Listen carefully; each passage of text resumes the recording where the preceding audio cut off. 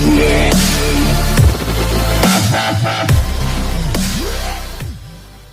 दोस्तों, स्वागत है आपका इस वीडियो में। और आज हम एक नया सब्जेक्ट स्टार्ट करने जा रहे हैं जिसका नाम है इलेक्ट्रॉनिक डिवाइसेस।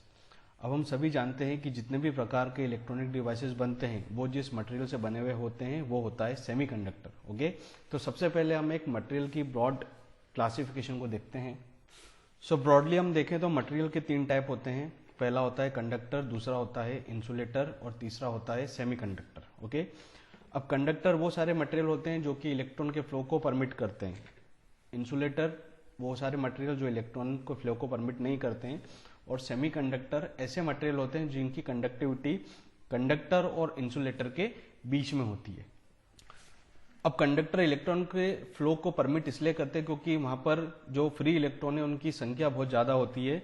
ये संख्या हम इंसुलेटर में देखें तो वो बहुत कम होती है, और सेमीकंडक्टर में ये संख्या कुछ हम बोल सकते हैं कि कंडक्टर और इंसुलेटर के बीच में होती है फ्री इलेक्ट्रॉन की संख्या। ओके, अब ऐसा क्यों है कि अलग अलग मटेरियल अलग अलग तरीके से बिहेव कर रहे हैं, तो इसके लिए हम एटम के डायग्राम से समझने की कोशिश करते हैं। सो यहाँ पर मैंने एटम का एक डायग्राम बना रखा है आपको समझाने के लिए। इसके सेंटर में होता है न्यूक्लियस, जिसके अंदर सारा का सारा पॉजिटिव चार्ज होता है। ओके, और उसके अक्रॉस ये इलेक्ट्रॉन डिफरेंट डिफरेंट ऑर्बिट या शेल में उसके अक्रॉस रिवॉल्व करते रहते हैं। ओके, तो सबसे अंदर की जो इनर शेल है उसे बोला मैंने शेल 1, फिर शेल 2 और ऐसे आगे जाते जाएंगे। तो सबसे बाहर के जो शेल होगी उसे बोलेंगे वैलेंस शेल। ओके, और एनर्जी लेवल की बात करें तो अंदर वाली शेल का एनर्जी लेवल सबसे कम होगा, और जैसे जैसे डिस्टेंस बढ़ता जाएगा न्यूक्लियस से बाहर की तरफ वैसे वैसे एनर्जी लेवल इंक्रीज होने लग जाएंगे। या हम बोलें कि वैलेंस शेल जो होंगे उसमें इलेक्ट्रॉन उनका एनर्जी लेवल बहुत ज्यादा होगा। अब बाहर की शेल को वैलेंस शेल या वैलेंस बैंड भी बोला जाता है। ठीक है, अब कोई भी मटेरियल में फ्लो ऑफ इलेक्ट्रॉन तभी पॉसिबल है जब इलेक्ट्रॉन वैलेंस बैंड से कहां पर चले जाए, कंडक्शन बैंड में। अब कंडक्शन बैंड और वैलेंस बैंड के बीच में जो एनर्जी गैप होता है उसे कहते हैं फॉरबिडन एनर्जी गैप। ये अलग अलग मटेरियल के हिसाब से अलग अलग होता है, इसलिए इसे फॉरबिडन एनर्जी गैप कहा जाता है। ओके, जब इलेक्ट्रॉन वैलेंस बैंड से कंडक्शन बैंड में जाएगा तो उसका अट्रैक्शन जो होगा न्यूक्लियस से वो कम हो जाएगा, बहुत ज्यादा कम हो जाएगा। मतलब कि इलेक्ट्रॉन कंडक्शन बैंड में आने के बाद फ्री हो जाएगा, और ऐसे इलेक्ट्रॉन को हम बोलते हैं फ्री इलेक्ट्रॉन, जिनकी वजह से फ्लो ऑफ इलेक्ट्रॉन पॉसिबल होता है किसी मटेरियल के अंदर। तो अभी तक हमने क्या समझा कि कोई भी मटेरियल में फ्लो ऑफ इलेक्ट्रॉन तभी पॉसिबल है जब इलेक्ट्रॉन वैलेंस बैंड में से आकर कहां पर चले जाए, कंडक्शन बैंड में। एक बार इलेक्ट्रॉन कंडक्शन बैंड में आ जाता है तो उसका जो अट्रैक्शन होगा न्यूक्लियस से वो बहुत कम हो जाएगा, नील के बराबर हो जाएगा, और ऐसे इलेक्ट्रॉन को हम बोल सकते हैं कि वो फ्री इलेक्ट्रॉन है, और फ्री इलेक्ट्रॉन की वजह से ही मटेरियल में फ्लो ऑफ इलेक्ट्रॉन पॉसिबल होता है। ओके, या इलेक्ट्रिसिटी वो कंडक्ट कर सकेगा। अब ये एनर्जी बैंड डायग्राम में आपके लिए कंडक्टर, इंसुलेटर और सेमीकंडक्टर्स के लिए बना के बताता हूं, जिससे आपको क्लियर हो जाएगा कि क्यों यहाँ पर इलेक्ट्रिकल कंडक्टिविटी डिफरेंट डिफरेंट देखने को मिल रही है इन तीनों मटेरियल में। सो कंडक्टर्स के एनर्जी डायग्राम की हम बात करें तो उसके अंदर कंडक्शन बैंड और वैलेंस बैंड दोनों ओवरलैप करते हैं।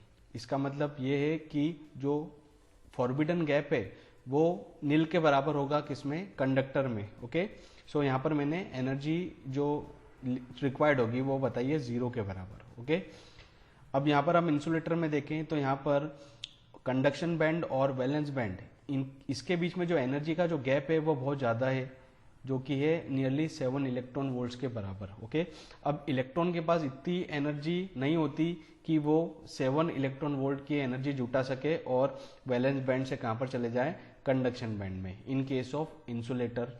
और यही चीज हम सेमीकंडक्टर्स में देखें तो जो एनर्जी गैप है, फॉरबिडन एनर्जी गैप, वो नियरली 1 इलेक्ट्रॉन वोल्ट के बराबर है। ओके, तो हम देख सकते हैं कि यहाँ पर जो एनर्जी गैप दिख रहा है यहाँ पर वो कंडक्टर और इंसुलेटर के बीच में है, इसलिए इन्हें सेमीकंडक्टर कहा जाता है, क्योंकि इनकी जो कंडक्टिविटी है वो कंडक्टर और इंसुलेटर के बीच में है। ओके, अब एनर्जी किस तरह से इलेक्ट्रॉन को दी जाए ताकि वो वैलेंस बॉन्ड से कंडक्शन बैंड में चले जाए। ओके, एक तरीका तो है कि हम थर्मल एनर्जी प्रोवाइड करें सेमीकंडक्टर में, जिससे क्या हो, जो इलेक्ट्रॉन हो वो थर्मल एनर्जी एब्जॉर्ब करे और वैलेंस बैंड से इलेक्ट्रॉन कहां पर चले जाएं, कंडक्शन बैंड में। ओके, सो हम यहाँ सेमीकंडक्टर्स में देख सकते हैं कि टेम्परेचर बढ़ने से इलेक्ट्रॉन के पास एनर्जी आएगी और वो वैलेंस बॉन्ड से कहाँ पर चले जाएगा, कंडक्शन बैंड। ओके, इसका मतलब क्या निकला कि जो भी एनर्जी है, एनर्जी बैंड गैप में, फॉरबिडन बैंड गैप में, वो इन्वर्सली प्रोपोर्शनल है किसके, टेम्परेचर के। ओके, मतलब कि जैसे जैसे टेम्परेचर इंक्रीज होगा वैसे वैसे ये बैंड गैप क्या होगा, डिक्रीज होगा। और एनर्जी बैंड गैप की ये इक्वेशन है। ओके, बीटा जो है, बीटा नॉट, ये है मटेरियल कांस्टेंट, ये अलग अलग मटेरियल के लिए अलग अलग होगा। और इस इक्वेशन से हम देख सकते हैं कि जैसे जैसे टेम्परेचर बढ़ेगा वैसे वैसे क्या होगा, एनर्जी गैप ये क्या होगा, कम होगा। अब कंडक्टर की बात करें तो 0 डिग्री केल्विन पर भी यहाँ पर कंडक्शन बैंड और वैलेंस बैंड दोनों ओवरलैप करते हैं। ओके, तो कंडक्टर्स में 0 डिग्री केल्विन पे भी फ्लो ऑफ इलेक्ट्रॉन पॉसिबल है। ओके, और यहाँ पर हम सेमीकंडक्टर की बात करें तो 0 डिग्री केल्विन पर ये एक्ट करेगा एज अ इंसुलेटर। ओके, और जैसे जैसे टेम्परेचर बढ़ेगा वैसे वैसे इसकी कंडक्टिविटी भी बढ़ेगी। किसकी कंडक्टिविटी, सेमीकंडक्टर्स की कंडक्टिविटी। अब कंडक्टर्स के एग्जाम्पल देखें तो सारे के सारे मेटल्स क्या होते हैं, कंडक्टर होते हैं। ओके, इंसुलेटर के एग्जाम्पल देखें तो वुड हुआ और प्लास्टिक, ये सब इंसुलेटर्स की कैटेगरी में आते हैं। और सेमीकंडक्टर का एग्जाम्पल लें तो सिलिकॉन एंड जर्मेनियम। ओके, ये दोनों सेमीकंडक्टर्स की कैटेगरी में आते हैं। अब बॉन्डिंग की बात करें तो कंडक्टर्स में होती है मेटालिक बॉन्डिंग। ओके, कंडक्टर्स में होगी मेटालिक बॉन्डिंग। इंसुलेटर की बात करें तो यहां पर आयोनिक बॉन्डिंग हमें देखने को मिलेगी।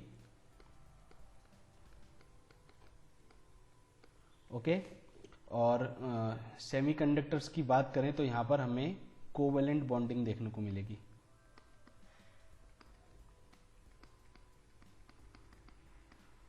ओके, कोवेलेंट बॉन्डिंग कैसे होती है, दो एटम अपने अपने एक एक इलेक्ट्रॉन शेयर कर दें तो उससे जो बॉन्ड बनता है वो होता है कोवेलेंट बॉन्ड। ओके, अब इन बॉन्ड में जो सबसे स्ट्रॉन्गेस्ट बॉन्ड होता है वो होता है आयोनिक बॉन्ड। ओके, उसके बाद होता है कोवेलेंट बॉन्ड और उसके बाद होता है मेटालिक बॉन्ड। ओके, सो जितना बॉन्ड स्ट्रांग होगा उतनी ज्यादा हमें उसे एनर्जी देनी पड़ेगी ताकि इलेक्ट्रॉन्स वैलेंस बैंड से कहां पर चले जाएं, कंडक्शन बैंड में। अब एक बात और मैं आपको बता दूं कि इलेक्ट्रॉन या तो वैलेंस बैंड में रह सकता है या फिर कंडक्शन बैंड में रह सकता है। वो इस फॉरबिडन एनर्जी गैप के कोई से भी लेवल में नहीं रहेगा, या तो वो वैलेंस बैंड में रहेगा या फिर कंडक्शन बैंड में रहेगा। सो ये तो पूरी बात होगी मटेरियल्स की। अब हम स्टार्ट करते हैं सेमीकंडक्टर्स। अब सेमीकंडक्टर्स दो टाइप के होते हैं, पहला होता है इंट्रिंसिक सेमीकंडक्टर और दूसरा होता है एक्सट्रिंसिक सेमीकंडक्टर। ओके, अब सबसे पहले हम इंट्रिंसिक सेमीकंडक्टर से स्टार्ट करते हैं। सो इंट्रिंसिक सेमीकंडक्टर, जिन्हें प्योर सेमीकंडक्टर भी कहा जाता है। ओके, अब ये वो मटेरियल होते हैं जिनकी कंडक्टिविटी कंडक्टर और इंसुलेटर के बीच में होती है। Okay, so silicon and germanium ये दो ऐसे मटेरियल है, ओके, जिसे हम इंट्रिंसिक सेमीकंडक्टर की कैटेगरी में रखते हैं। ओके, ऐसा क्यों? क्योंकि इनकी जो कंडक्टिविटी है वो कंडक्टर और इंसुलेटर के बीच में है। अब इन दोनों के ही हम वैलेंस शेल की बात करें तो इन दोनों में ही हमें 4 अनपेयर्ड इलेक्ट्रॉन्स वैलेंस शेल में देखने को मिलेंगे और इसी के कारण इन्हें टेट्रावैलेंट एटम बोला जाता है। सो ये जर्मेनियम और सिलिकॉन का एटॉमिक डायग्राम है। ओके, सिलिकॉन में 14 यहाँ पर प्रोटॉन देखने को मिलेंगे और 14 हमें इलेक्ट्रॉन भी देखने को मिलेंगे, जिसमें कि पहली शेल में 2 इलेक्ट्रॉन है। ओके, सेकेंड शेल में 8 इलेक्ट्रॉन आएंगे और जो थर्ड शेल है उसमें 4 इलेक्ट्रॉन आएंगे। सेम हम जर्मेनियम में देखें तो जर्मेनियम में जो प्रोटॉन की संख्या है वो है 32। ओके, इसमें पहली शेल में 2 इलेक्ट्रॉन, सेकेंड शेल में 8 इलेक्ट्रॉन और तीसरी शेल में 18 इलेक्ट्रॉन और चौथी शेल में यहाँ पर 4 इलेक्ट्रॉन। दोनों ही की आउटर मोस्ट शेल देखें या वैलेंस शेल की बात करें तो दोनों में 4 इलेक्ट्रॉन हमें देखने को मिलेंगे। ओके, अब ऐसे सारे मटेरियल जिसकी आउटर मोस्ट शेल में 4 इलेक्ट्रॉन होंगे वो सब किसकी कैटेगरी में आएंगे? इंट्रिंसिक सेमीकंडक्टर्स की कैटेगरी में आएंगे। सो दोनों के ही आउटर मोस्ट शेल में 4 इलेक्ट्रॉन है। ओके, यहाँ पर मैंने बना रखे हैं।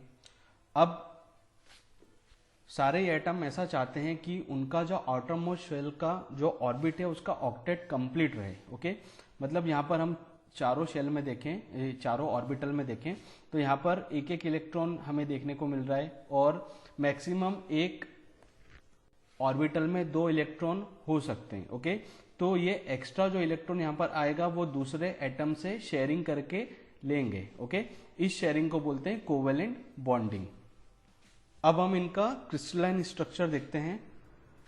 सो ये क्रिस्टलाइन डायग्राम है सिलिकॉन का और यहाँ पर नोट करिएगा कि ये एब्सोल्यूट 0 टेम्परेचर पर जो क्रिस्टलाइन डायग्राम होगा उसकी बात मैं कर रहा हूँ। ओके, यहाँ पर ये सिलिकॉन का न्यूक्लियस है और ये कोवेलेंट बॉन्ड है जो कि इन दोनों 2 सिलिकॉन एटम के इलेक्ट्रॉन की शेयरिंग की वजह से बना हुआ है। ठीक है, अब सिलिकॉन की जो वैलेंसी है वो है 4। ओके, तो ये 4 जगह से कोवेलेंट बॉन्ड बना सकता है। ओके, तो यहाँ पर मैंने बता रखा है कि कोई भी यहाँ पर बॉन्ड यहाँ पर फ्री नहीं है। ओके, सभी बॉन्ड इलेक्ट्रॉन के द्वारा शेयर किए जा चुके हैं। ओके, और ये क्रिस्टलाइन स्ट्रक्चर कब होगा?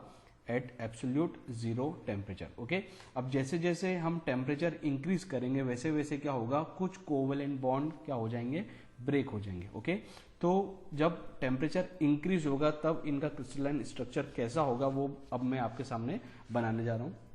अब जब टेम्परेचर बढ़ेगा तो टेम्परेचर बढ़ने के कारण इलेक्ट्रॉन क्या करेगा, उस एनर्जी को एब्जॉर्ब करेगा और ऐसा हो सकता है कि कुछ इलेक्ट्रॉन कोवेलेंट बॉन्ड को ब्रेक कर दें। ओके, जैसे यहाँ पर मैंने बना रखा है कि यहाँ से जो इलेक्ट्रॉन है वो कोवेलेंट बॉन्ड ब्रेक करके यहाँ पर आ गया है। ओके, सिमिलरली यहाँ पर भी एक इलेक्ट्रॉन था जो टेम्परेचर राइज होने के कारण कोवेलेंट बॉन्ड ब्रेक कर कर यहाँ पर आ गया है। ओके, अब इस पूरी प्रोसेस में जिस जगह से इलेक्ट्रॉन निकल कर फ्री हो जाता है वैलेंस बैंड में उसको बोलते हैं होल। ओके, सो यहाँ पर जो व्हाइट कलर से मैंने आपको बता रखा है वो है होल और इलेक्ट्रॉन तो इलेक्ट्रॉन ही है। ओके, सिमिलरली एक होल यहाँ पर भी जनरेट हुआ है। ओके, अब क्योंकि ये पूरी बॉडी न्यूट्रल है, ओके, मतलब इसमें जितने नंबर ऑफ पॉजिटिव चार्ज है उतने नंबर ऑफ क्या है, नेगेटिव चार्ज, इसलिए जो होल है उसको हम पॉजिटिव चार्ज की तरह ट्रीट करेंगे और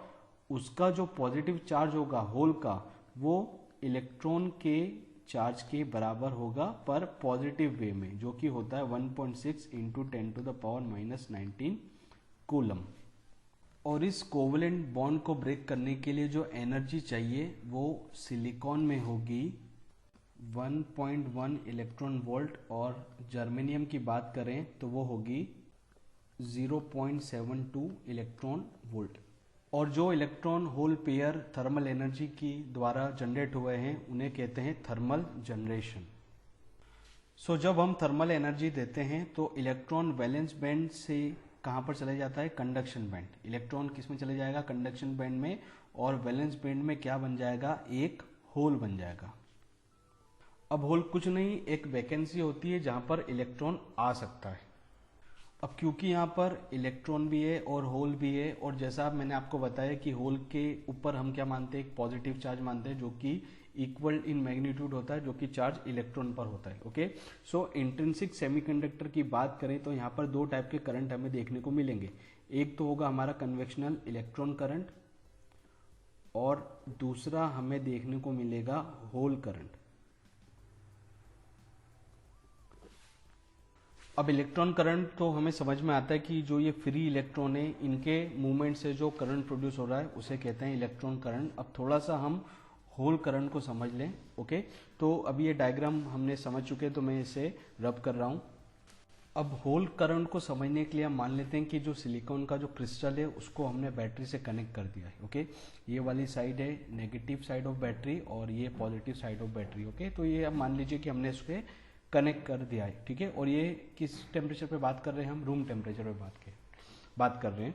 तो रूम टेम्परेचर पे कुछ इलेक्ट्रॉन होल पेयर जनरेट हुए होंगे। तो यहाँ पर मैंने एक होल बना रखा है और बाकी सब जगह इलेक्ट्रॉन बना रखे। ठीक है, सो जब हम यहाँ पर नेगेटिव टर्मिनल बैटरी का यहाँ पर हम कनेक्ट करेंगे तो इस नेगेटिव टर्मिनल के कारण जो इलेक्ट्रॉन है वो क्या होंगे, रिपेल होंगे। तो इलेक्ट्रॉन क्या करेंगे, आगे जाने की कोशिश करेंगे, पर आगे जब उन्हें जगह मिलेगी तभी वो आगे जा पाएंगे। ओके, सो यहाँ पर जो इलेक्ट्रॉन है उसे क्या हुआ, आगे उसे जगह मिल गई, किसके फॉर्म में, होल के फॉर्म में। तो ये इलेक्ट्रॉन कहाँ पर चले जाएगा, यहाँ पर इस होल की जगह, और ये इलेक्ट्रॉन की स्पेस खाली हो जाएगी। तो यहाँ पर क्या होगा, एक होल क्रिएट हो जाएगा और ये इलेक्ट्रॉन अब इस पोजीशन पे पहुंच जाएगा जब हम बैटरी को कनेक्ट कर देंगे। सो यहाँ से इलेक्ट्रॉन यहाँ पर चले गया। अब इलेक्ट्रॉन जाने की वजह से यहाँ पर क्या क्रिएट हो गया, एक होल हो गया, और यहाँ पर जो होल था उस जगह पे क्या आ गया, इलेक्ट्रॉन आ गया। ओके, अब नेक्स्ट साइकिल देखें तो ये वाला जो इलेक्ट्रॉन है वो इस होल की जगह आ जाएगा और यहाँ पर क्या क्रिएट हो जाएगा, एक पॉजिटिव चार्ज होल के फॉर्म में। तो होल का मूवमेंट कहाँ से कहाँ हो रहा है, पॉजिटिव टर्मिनल ऑफ बैटरी से कहाँ पर जा रहा है, वो negative terminal of battery. Okay, और इलेक्ट्रॉन का मूवमेंट देखें तो वो कहाँ से कहाँ होता है, negative terminal of battery to the positive terminal of battery. Okay, so ये हम मान रहे हैं ये इलेक्ट्रॉन का मूवमेंट है जो कि बैटरी के नेगेटिव टर्मिनल से पॉजिटिव टर्मिनल की तरफ होता है, और होल का मूवमेंट पॉजिटिव टर्मिनल से कहाँ पर होता है, नेगेटिव टर्मिनल की तरफ होता है। So hole current is opposite to electron current. अब हम देखें इंट्रिंसिक सेमीकंडक्टर में रूम टेम्परेचर पे बहुत कम इलेक्ट्रॉन पेयर जनरेट हो पाते हैं। ओके, इसी कारण इनका जो प्रैक्टिकल सिग्निफिकेंस है वो बहुत कम होता है, और ऐसे कोई भी इलेक्ट्रॉनिक डिवाइसेस हमें देखने को नहीं मिलेंगे जो कि इंट्रिंसिक सेमीकंडक्टर का यूज करके बने हुए हों। ओके, रीजन क्या है उसका, because of its low conductivity. So ये पूरा था इंट्रिंसिक सेमीकंडक्टर्स के ऊपर। अब नेक्स्ट हम देखते हैं एक्सट्रिंसिक सेमीकंडक्टर्स। अब एक्सट्रिंसिक सेमीकंडक्टर्स और इनका एक और नाम होता है इम्प्योर सेमीकंडक्टर। ये बेसिकली दो टाइप के होते हैं, जिसमें पहला होता है पी टाइप सेमीकंडक्टर और दूसरा होता है एन टाइप सेमीकंडक्टर्स। अब पी टाइप सेमीकंडक्टर्स में जो होल होते हैं उसकी संख्या ज़्यादा होती है किससे, इलेक्ट्रॉन से। ओके, और एन टाइप सेमीकंडक्टर्स में जो इलेक्ट्रॉन है उनकी संख्या ज़्यादा होगी किससे, होल से। अब एक्सट्रिंसिक सेमीकंडक्टर्स इंट्रोड्यूस क्यों किए गए, कंडक्टिविटी को इंक्रीज करने के लिए। ओके, अब ये पी टाइप सेमीकंडक्टर और एन टाइप सेमीकंडक्टर बनाए कैसे जाते हैं, तो जो इंट्रिंसिक सेमीकंडक्टर होता है उसी में क्या करते हैं, इम्प्योरिटीज को ऐड करते हैं, और उस इम्प्योरिटी के कारण पी टाइप सेमीकंडक्टर और एन टाइप सेमीकंडक्टर बनाए जाते हैं। और जो इम्प्योरिटी होती है उसे कहते हैं डोपेंट। ओके, और इस प्रोसेस को कहेंगे हम डोपिंग।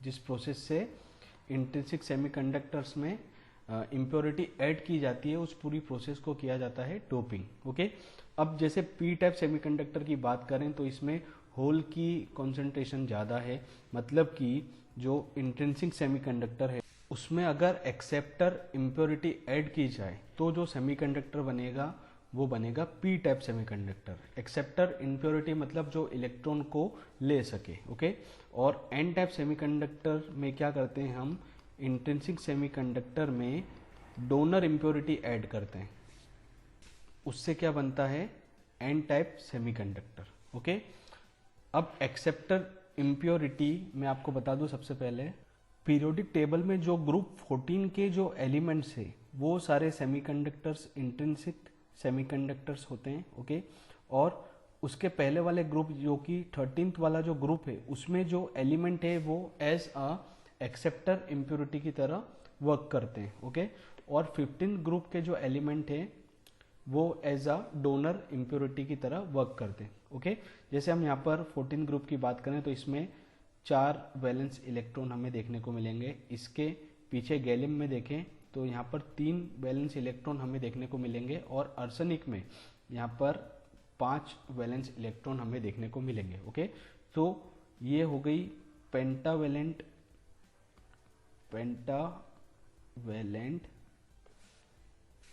इम्प्योरिटी। ओके, और यहाँ पर हम गैलियम की बात करें तो ये ट्राईवैलेंट इम्प्योरिटी।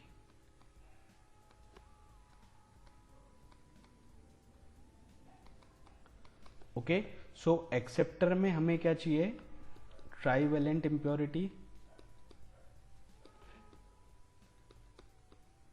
और डोनर में हमें चाहिए पेंटावेलेंट इम्प्योरिटी।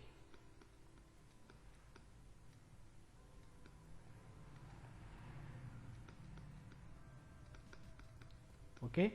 सो यहाँ पर ट्राईवेलेंट इम्प्योरिटी की जगह गैलियम यूज कर सकते हैं और पेंटावेलेंट इम्प्योरिटी की जगह आर्सेनिक हम यहाँ पर यूज कर सकते हैं। अब जैसे इंट्रिंसिक सेमीकंडक्टर में हमने देखा था कि वहां पर इक्वल नंबर ऑफ होल थे और इलेक्ट्रॉन थे। ओके। अब पी टाइप सेमीकंडक्टर में हमने क्या करा, यहाँ पर एक्सेप्टर इम्प्योरिटी ऐड करी, तो यहाँ पर जो मेजोरिटी होगी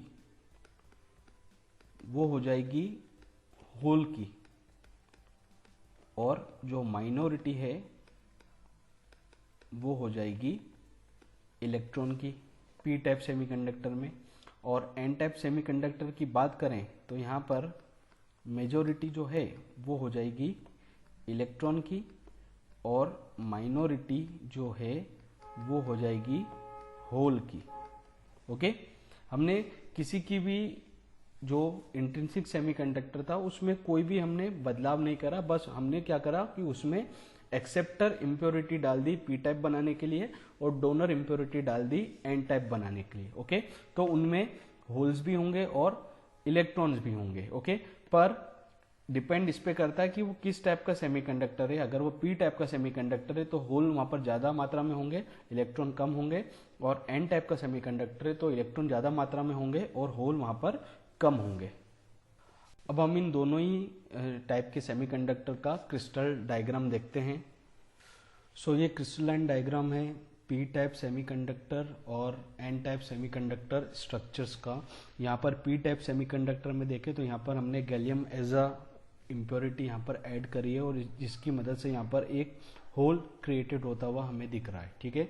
ये ट्राईवेलेंट इम्प्योरिटी है, मतलब कि एक्सेप्टर इम्प्योरिटी। ओके। अब यहाँ पर आ जाए हम एन टाइप सेमीकंडक्टर में, तो यहाँ पर हमने पेंटावेलेंट इम्प्योरिटी ऐड करी है। ओके। जिसके कारण यहाँ पर एक एक्स्ट्रा इलेक्ट्रॉन हमें देखने को मिल रहा है। ओके। मतलब हमने क्या करा, इलेक्ट्रॉन की संख्या को बढ़ा दिया उस सेमीकंडक्टर के अंदर। ओके। ये एक पेंटावेलेंट इम्प्योरिटी है और ये एन टाइप का सेमीकंडक्टर और ये पी टाइप का सेमीकंडक्टर। ओके। अब क्योंकि पी टाइप में होल की संख्या ज्यादा है तो यहां पर जो होल करंट होगा वो ज्यादा होगा किससे, इलेक्ट्रॉन करंट से।